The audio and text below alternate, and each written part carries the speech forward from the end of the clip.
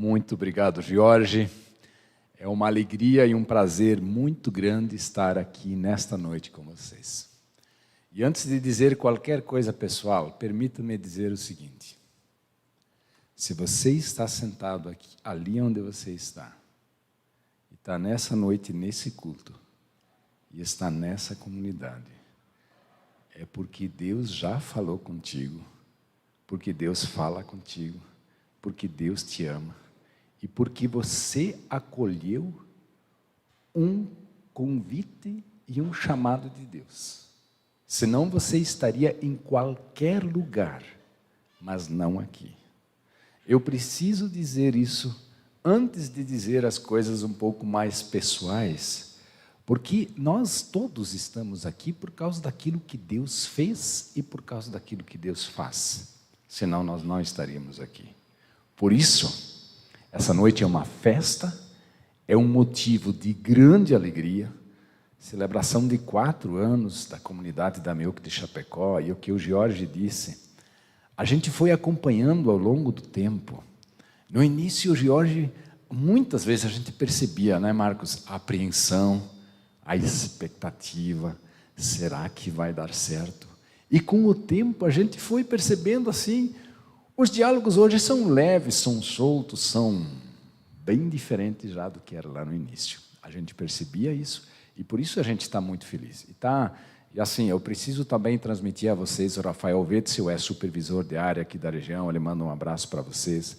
A gente esteve ontem em reunião da diretoria, o Andreas Strobel manda um abraço para vocês, que é o presidente da Meuc. E nesse sentido a gente está muito feliz e contente de estar aqui com vocês. E agora nós queremos então ir para a palavra bíblica, que é o objetivo dessa noite. Eu gostei, pode voltar, espera, onde é que nós estamos? Pode voltar para a imagem anterior. Vamos voltar para a imagem anterior, eu quero essa aqui. Até dá para voltar mais uma. Opa, é para o outro lado. Aqui, ó. Essa aqui. Aqui. Até o fim, descobrindo o valor e a fonte da perseverança. Sabem, a comunidade de vocês, ela está numa fase agora que é bastante importante, talvez até na vida pessoal sua.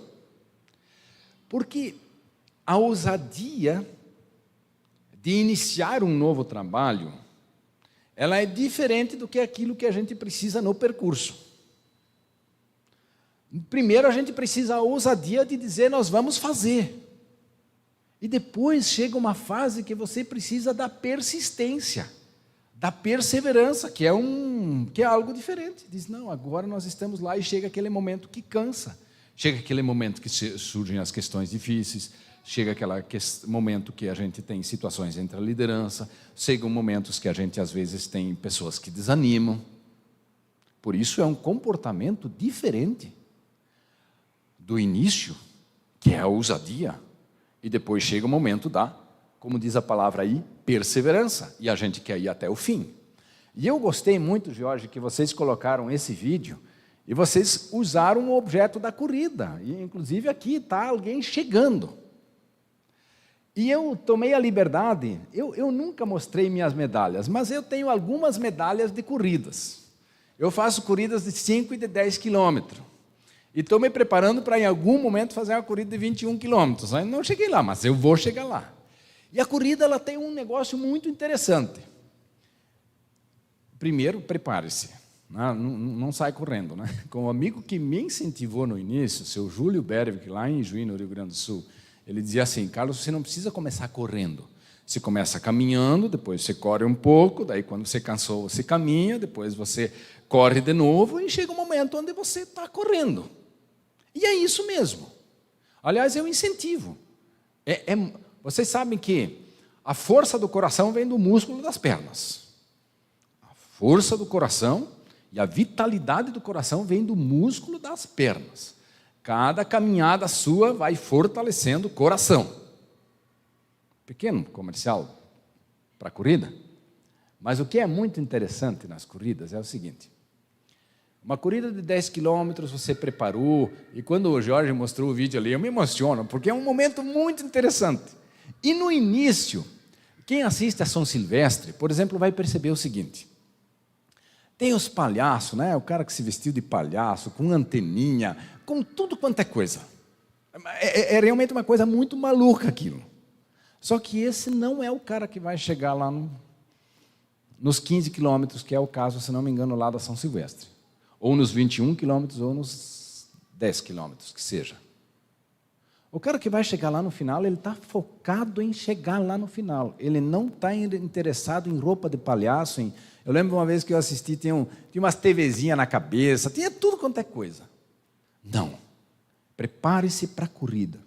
A segunda coisa que é bem interessante em toda a corrida, e eu acho que isso é uma coisa de muitos corredores, você chega lá pelo 2º quilômetro, você acha hoje não vai dar. Eu não vou conseguir. Você cansa. E você só corre e ainda desfaz aquilo que você preparou para fazer. Vai correndo, que você vai conseguir. E chega lá pelo 4º, 5º quilômetro, aquele cansaço inicial, ele parece que passa. Parece que passa. E você, parece que o batimento cardíaco estabiliza. É muito interessante isso. É só conferir. Ele chega lá nos 145, 148 batimentos cardíacos, ele vai estabilizando e você vai correndo mais solto. Por que eu digo isso? Porque vontade de desistir é aquilo que diz ali. Vontade de desistir você tem. Mas continua correndo.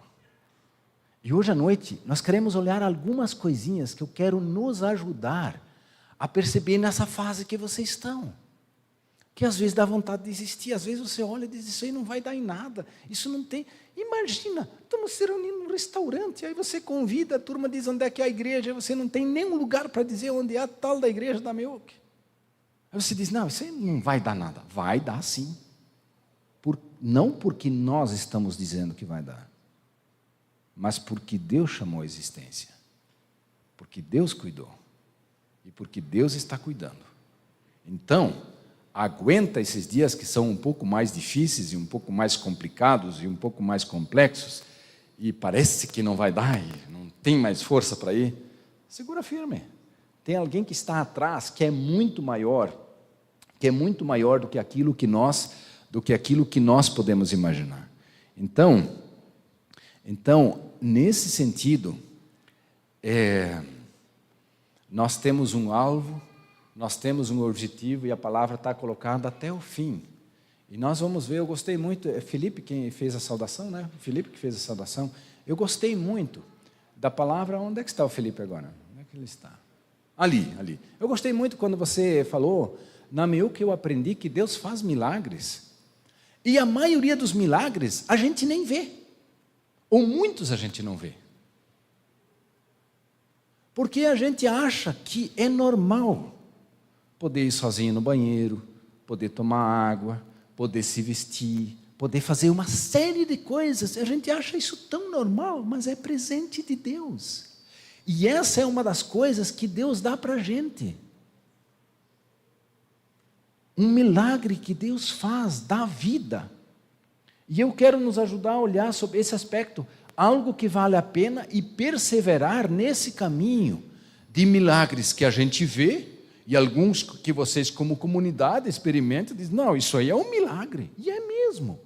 E outros tantos que a gente nem enxerga, e que são um grande milagre, e que Deus faz com a gente. Então, no segundo momento, vamos olhar aqui. Eu trouxe para vocês, nessa noite, vamos olhar 3 momentos. Essa da corrida, que a gente cansa, mas fica firme. Num segundo momento, algo que realmente vale a pena, que Deus deu para nós. E esse texto aqui, ele está ali em Mateus 13, versículos 44 a 46. Jesus, ele vai contando, especialmente nos evangelhos, Mateus, Marcos, Lucas e João, ele conta algumas coisas, como é que é o reino de Deus. E nesses 2 textos, ele vai contar o valor do reino de Deus. Por isso, algo que realmente vale a pena. Será que esse negócio vale a pena? E aí Jesus diz o seguinte, que o reino dos céus é como um tesouro escondido num campo. Certo homem, tendo-o encontrado, escondeu-o de novo, e então, cheio de alegria, foi, vendeu tudo o que tinha e comprou aquele campo. O reino dos céus também é como um negociante que procura pérolas preciosas. Encontrando uma pérola de grande valor, foi, vendeu tudo o que tinha e a comprou. Esse é o texto. A gente sempre tem que pensar parábolas, elas são comparações. Quando a gente quer dizer, isso aí é como o seguinte. E aí Jesus vai dizer justamente o valor do reino dos céus, o valor do reino de Deus. E ele fala de duas coisas. A primeira, o reino dos céus é como um tesouro escondido num campo que certo homem encontrou. Ele não estava procurando, mas ele encontrou. E aí, quando ele encontra esse tesouro, ele toma uma atitude que depois nós vamos ver o que ela significa. O segundo tesouro, o homem estava procurando. Havia na época negociantes de pérolas.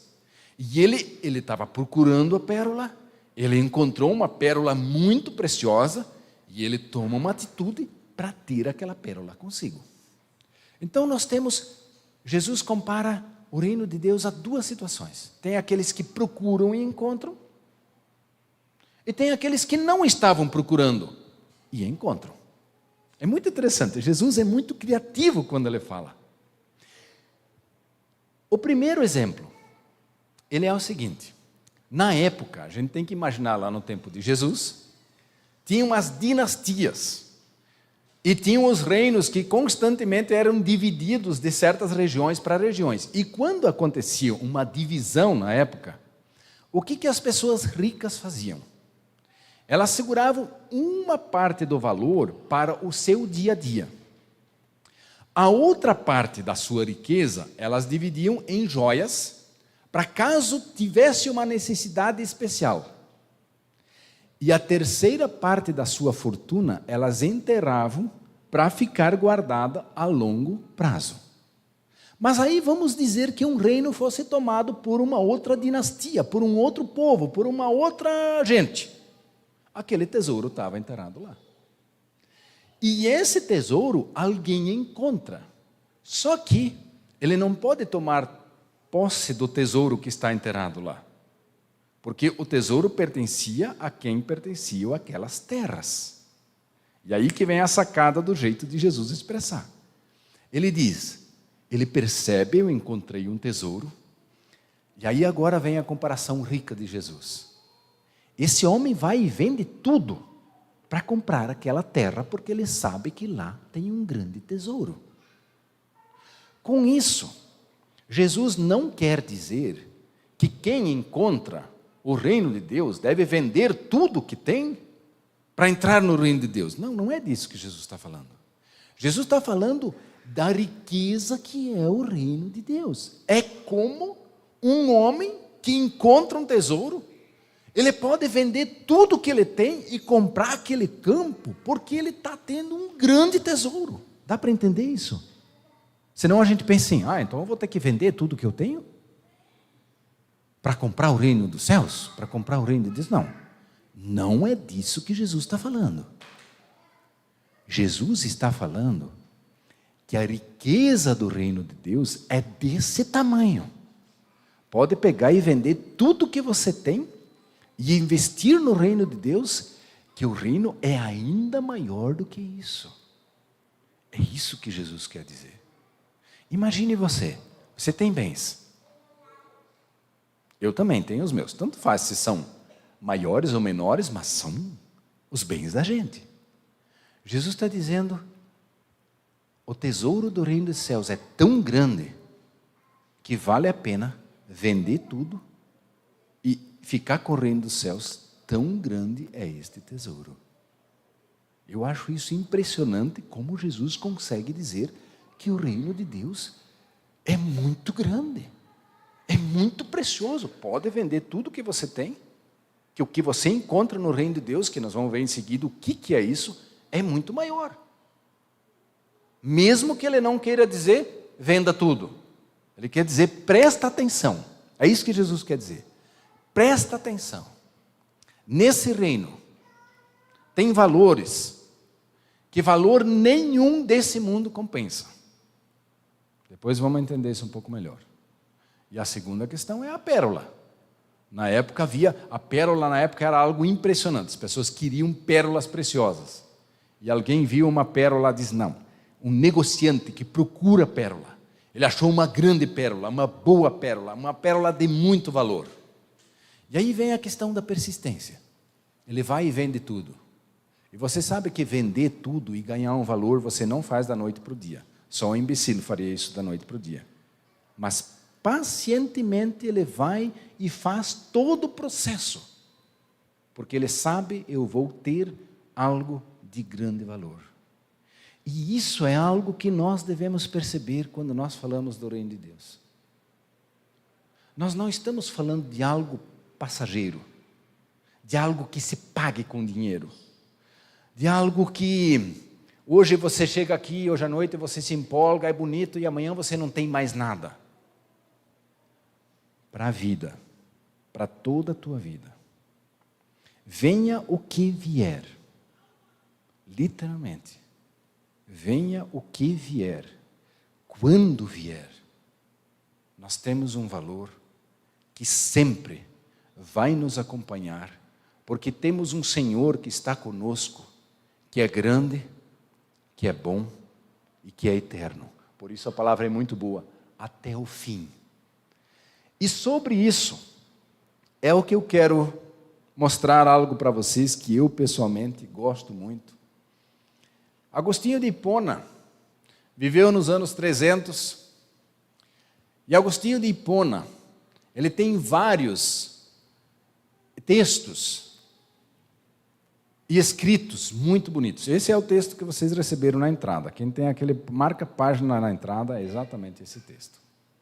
E esse é um texto que pessoalmente já me marcou muito, porque ele diz algumas coisas muito preciosas, por isso eu falo do valor e do tesouro desse reino, por aquilo que esse Senhor faz por nós. Vejam bem, ele vai dizer o seguinte, deixa eu ver, Senhor, tua é a luz do dia e tua é a escuridão da noite. A vida e a morte estão nas tuas mãos. Deus também somos nós. Por isso, ou portanto, te adoramos. Senhor, tu nos criaste para ti. Mas o nosso coração continua inquieto até que ele acha quietude em ti. Faze-me descansar na tua paz. Faze-me acordar para o teu louvor. Por que eu acho essa oração de Agostinho tão preciosa? Vejam, e tão pertinente quando a gente fala do tesouro do reino dos céus. A primeira coisa ele diz, Senhor, tua é a luz do dia e tua é a escuridão da noite. Tudo acontece ou na luz do dia ou na escuridão da noite. Toda vida ocorre dentro dessas duas dimensões, na luz do dia. Quando você acorda de manhã, esteja cansado, ou esteja um pouco mais animado, esteja feliz por ser segunda-feira, tenha uma péssima segunda-feira, é a luz do dia. E você vai para o teu trabalho, você inicia com os teus colegas, você abre o teu computador, tudo na luz do dia. E diz ali, ela é tua. Ela é de Deus. Você acorda amanhã cedo, você vai para o teu trabalho, você saúda o teu cônjuge, você está com os teus filhos, você leva eles para a escola, você está preocupado com o teu trabalho, você está preocupado com tantas situações que nós temos agora mundo afora e que nos atingem diretamente, especialmente os nossos locais de muito trabalho aqui no Sul, com essa tarifa do Trump, você sabe o que ela significa. Eu, pessoalmente, tenho amigos que na sua empresa, exportam apenas para os Estados Unidos, que não sabem o que fazer. E outros que vão ser afetados indiretamente com essa situação. E outros que a gente se preocupa, como é que o nosso mercado vai ficar. Essa luz do dia, ela pertence a Deus. Essa segunda-feira, que nós vamos começar amanhã, ela é de Deus. Tudo. tudo o que ocorre durante o dia, na luz do dia, ela é de Deus. E a gente geralmente pensa assim: quando tem luz do dia, quando tem sol, quando as coisas vão bem, quando a gente está animado, quando a gente sabe o que fazer, isso é de Deus. Mas quando a coisa começa a ficar difícil, quando a coisa começa a ficar pesada, quando o teu filho começa a chorar às 3 horas da manhã, e ele parece que está com alguma otite, ou com alguma sinusite, ou com alguma tite dessas, e ele não para de chorar, e você diz: mas essa hora, para quem que eu vou ligar?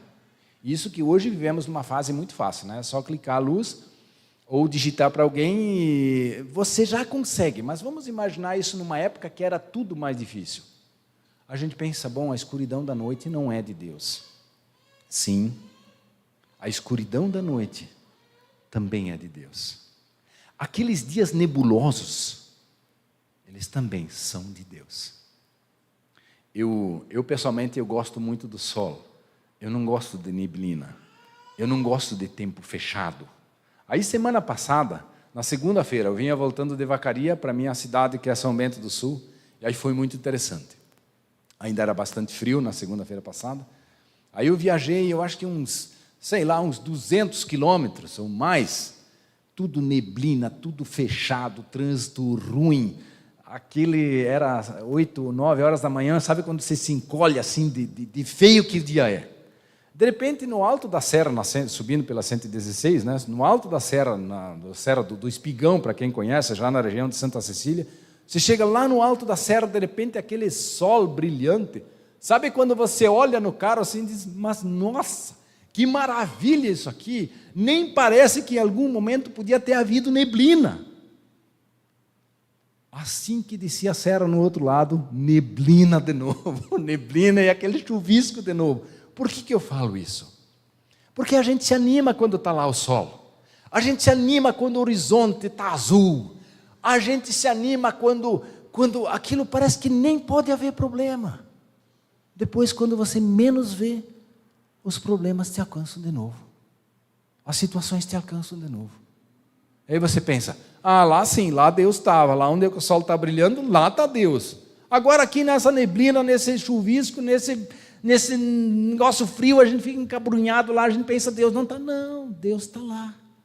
Por isso, Felipe, foi boa a tua palavra. Deus está lá. Eu tenho vida, eu tenho condições de ir adiante.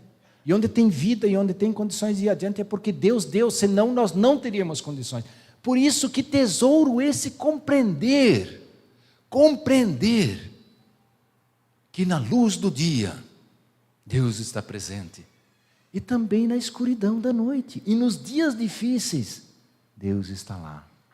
A segunda palavra, ele diz: a vida e a morte estão em tuas mãos.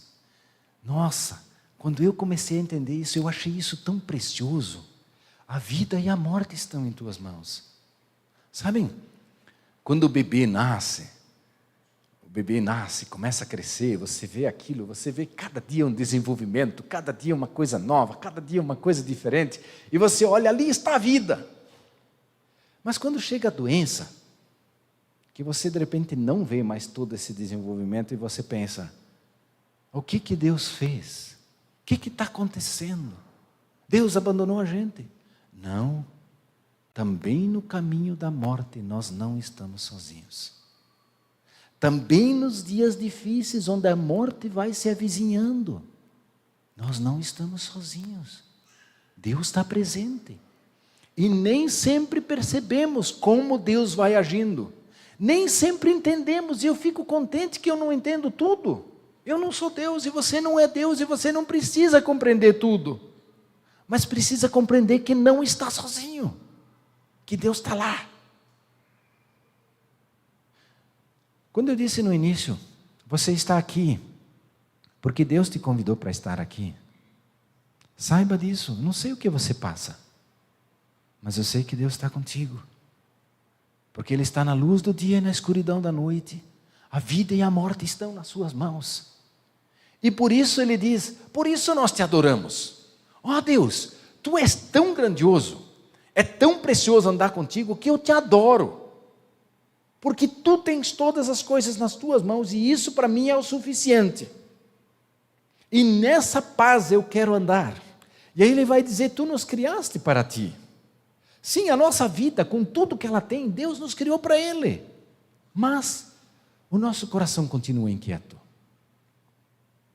Até que Ele acha quietude em ti. Eu acho essa palavra tão preciosa. Às vezes a gente fica agitado, a gente fica chateado, a gente fica brabo, a gente não gosta. Parece até que Deus diz, Carlos, acalma o teu coração. Melanie, acalma o teu coração. Eu estou contigo. Jonas, acalma o teu coração. Eu estou contigo. Às vezes o problema continua o mesmo. Mas quando Deus aquieta o coração da gente, acalma o coração da gente, e Deus diz, você só precisa dar o próximo passo. Você não precisa conhecer a estrada inteira. Você não precisa conhecer a solução de todos os problemas na face da terra, de todos os problemas em todos os dias. Você não precisa conhecer. Dê apenas o próximo passo. Às vezes tem coisas que a gente olha assim, hoje já, eu sou alguém que me preocupa. Como vai ser no final da vida? Como vai ser com os meus filhos? Como vai ser com o meu cônjuge? Eu não preciso saber tudo, mas eu gostaria, mas não precisa. Sabe, motorista novo, que faz uma viagem longa, ele pensa na estrada inteira, certo? Motorista experiente, ele pensa, o carro está abastecido, os pneus estão em ordem, o GPS está ok, eu preciso cuidar do carro que está na frente, eu preciso cuidar do carro que está atrás e dirigir. E pronto. Só isso. Eu não preciso saber o trajeto inteiro. Deus sabe o trajeto inteiro da vida. Eu só preciso dar o próximo passo. Ir até a próxima curva. E quem é motorista de estrada sabe disso. Se tiver que parar porque tem obra, ou sei lá, um acidente, então tem que parar. E eu posso fazer a opção, se eu quero fazer isso xingando, brabo, chateado, ou se eu digo, bom, agora é hora de parar. E motorista experiente sabe, agora é hora de parar. E ainda diz junto que bom que eu só preciso estar parado. Que tem alguém ali na frente que não está só parado. Mas eu estou só parado. E por isso, quando diz aqui, até que o meu coração se aquiete, e essa deve ser a nossa oração para Deus, Deus ajuda, aquieta o meu coração. E no final ele vai dizer, faze-nos descansar em tua paz, e faze-nos acordar para o teu louvor. E aí vem de novo, porque eu gosto muito dessa oração. Se isso é descansar nessa vida e acordar um dia na presença de Deus, ou se isso é descansar hoje à noite e acordar amanhã com força e com vigor, deixa isso nas mãos de Deus. E eu já usei muitas vezes essa oração em pessoas que, junto com pessoas que estavam nos limites da vida. Porque não sabiam se outro dia acorda de novo. Mas eu sei que eu estou na mão de alguém que cuida de mim em todas as coisas. Em tudo. Por isso é um tesouro tão grande. E para concluir, eu quero contar um exemplo de uma situação que em dado momento eu usei essa oração. E ela me consolou o coração para a minha vida toda. Eu fui missionário durante 10 anos em Ijuí, no Rio Grande do Sul, a terra da Melanie. E depois de alguns anos que nós havíamos saído de lá, eu voltei para Ijuí, isso deve ter sido lá por 2013, 2014, mais ou menos, e uma pessoa estava internada, uma pessoa idosa, numa cidade vizinha, estava internada, com um câncer muito grave nos intestinos, e que tudo sinalizava que era um câncer terminal, não tinha mais o que fazer. E como eu estava lá, na época a missionária Nilva Brenner disse, Carlos, tu não quer ir lá visitar o senhor fulano de tal? Que era o seu Edwin Despicel, pessoa muito querida, que eu amava muito. Fui lá, visitei. Quando eu fui chegando, eu pensei, o que eu vou falar? Aí eu lembrei dessa oração, que eu memorizei. Mas anotei ela no meu celular. Cheguei lá, estava o filho dele, chamado Carlos, como eu. Nós conversamos um pouco, entrei lá, perguntei para o seu Edwin como ele estava, ele falou um pouco e falei dessa oração. E falei para ele e disse que eu contei para vocês. A vida e a morte estão nas mãos de Deus, a luz do dia, a escuridão da noite. E deixa-me descansar na tua paz, e deixa-me acordar para o teu louvor. E se isso vai ser aqui ou na presença de Deus, que bom que podemos deixar isso nas mãos de Deus. Falei tudo isso para ele, sei lá, em 3, 4 minutos. Quando eu concluí a oração, a fala dessa oração, ele estava dormindo. Dormindo. Assim, dava para ver respirando, mas dormindo. Então eu fiz sinal para o meu amigo, para o Carlos, vamos até o corredor, conversamos um pouco, e me despedi e fui embora. Passadas algumas semanas, seu Edwin veio a falecer. Como mais ou menos estava previsto pelo protocolo médico, não tinha mais muito o que fazer. Passado mais algumas semanas, o Carlos me ligou. Ele disse: Carlos, tem um assunto que eu preciso conversar contigo. Eu quero contar para ti. Uma é uma coisa boa. A outra, talvez eu diria melhor ainda. Ele disse assim: quando meu pai acordou, eu perguntei para ele: pai, você viu quem estava aqui? Lá depois da tua visita, você viu quem estava aqui? Não. Daí o Carlos disse: pai, mas estava aqui o Carlos Kunz, que foi nosso missionário, que nos visitava, que conversava conosco. Não. Não lembrou. Não lembrou, e não tem problema. Passado aqueles dias seguintes, ele estava sofrendo muito por causa dessa situação de saúde. Eles perguntaram para o médico se não existe algum sedativo mais forte que pudesse acalmá-lo, porque estava muito difícil. O médico disse: tem, mas possivelmente ele não acorde mais. Não, mas está sofrendo muito, façam isso. Aí o médico perguntou: mas vocês não querem reunir a família? E assim, se despedir, fazer uma oração?